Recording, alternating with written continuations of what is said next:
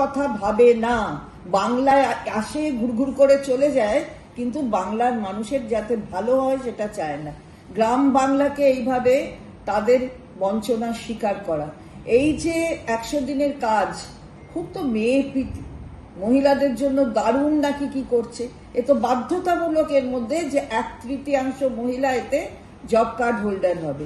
আর তার মধ্যে আমাদের এখানে যদি ধরা যায়, আমাদের প্রায় অর্ধেক জব কার্ড হোল্ডার 50%-এর মতন মেয়েরা, তাহলে মেয়েদের বঞ্চিত করা হচ্ছে। এটা খালি তো মাননীয় মুখ্যমন্ত্রী, তিনি বাংলার এত অসুবিধা সত্ত্বেও, এত বঞ্চনা সত্ত্বেও তিনি কিন্তু নানান রকমের প্রকল্পের মধ্য দিয়ে এগুলো করেন।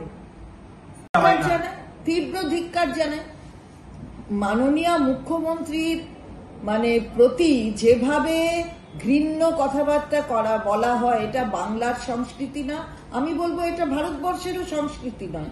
সুতরাং কোনো জায়গায় কেউ এই ধরনের কথা বলে না। এবং যা হয়েছে আপনারা তো দেখেছেন, আমি বলতে চাই না। ওনার চটিকে এত ভয় কেন? ওনার হাওয়াই চটি, তাকে এত ভয় কেন? আমরা জিজ্ঞাসা করছি।